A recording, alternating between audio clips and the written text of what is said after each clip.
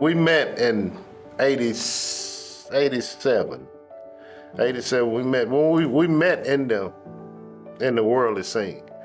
From day one, I was doing drugs, drinking, whatever. She was pregnant. She didn't do it, but I introduced her to it after the baby, and we really struggled. And we got put out of one house and put out of another.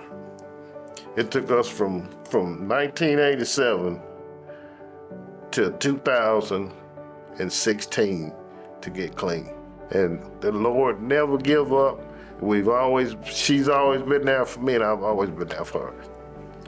When we hurt together, we cried together, we had good times together, we got clean together, and we got dirty together.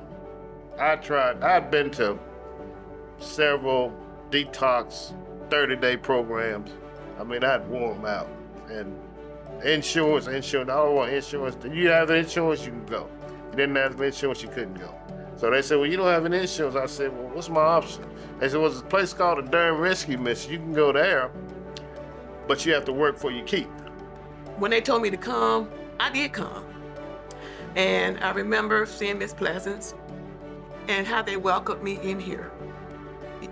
Distraught, scared. I was very scared as a child, and growing up, I was scared to do things and scared that we would be separated because I wanted us to be together, but not using, but I just wanted us to be husband and wife. But growing up in the field of drugs and alcohol, you don't know how to treat your mate. First, we need to know how to treat each other before we can treat our own self, before we know how to treat each other, how to talk, and then how to talk to them.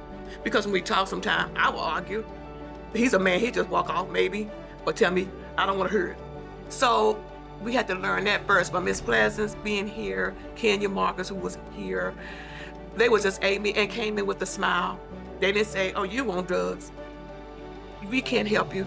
They helped me as a wife to learn how to be a wife, but first learn how to be myself. Mission give us, they put us in a house, we would stay in the house for 7-8 months. We'd mess up. They'd come back, they would trust us and put us in another house 7-8 months, we'd mess up. They trusted us. I've never seen the grace and mercy given to anybody that they give us. I mean, I knew that we could get clean, but I didn't know how. And the mission taught us how. On Easter Sunday, I was sitting at the table and I always went to church, and then something just hit me, said,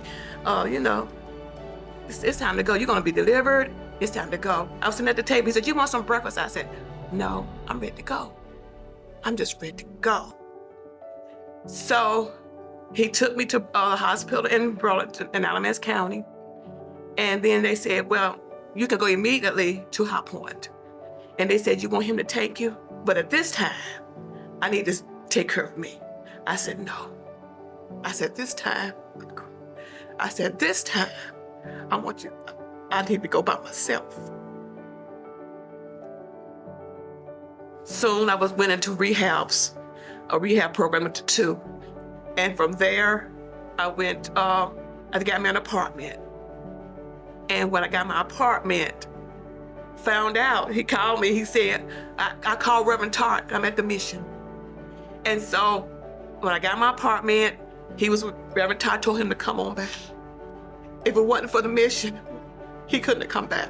Because he didn't have a man to really, I had women because I went to church, and not that he didn't go to church, but he needed a man role model. And the man role model for him is Reverend Tart. I thank God for Reverend Tart. He told him yes, when everybody else tell him no. People have told us, y'all just need to quit. Y'all can't make, every time you get together, you mess up. Every time you get together, you mess up. I mean, these is family members, these are pastors, preachers, or whatever, but I still remember what Reverend Tart told me many moons ago.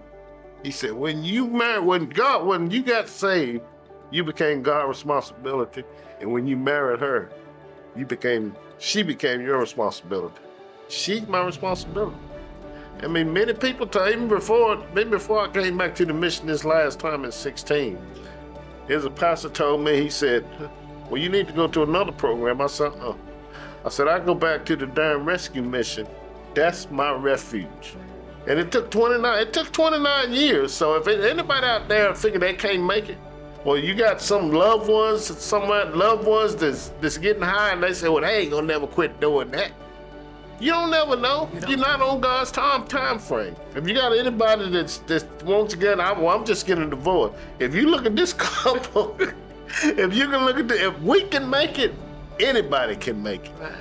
You know, the odds were stacked against us. You got drugs, you got homelessness, you got our kids. You know, we never been there for our kids, but now, you know, we got good relationship with our children. We just bought a home, and all we got is taxes and utilities, and that's a blessing right there. I mean, anybody in this state that we've in at our age, we retired, both of us work 3 days a week.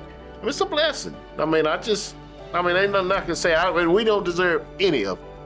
And I just want to thank God for the mission. I want to thank God for keeping us. To this woman. Being there for us. Even Miss Reverend Todd calls us. It's been. And let us come to his home. Even for Adam's birthday, his graduation, we were there. Somebody like us. But people said nothing, and our girls are called rising and calling us blessed.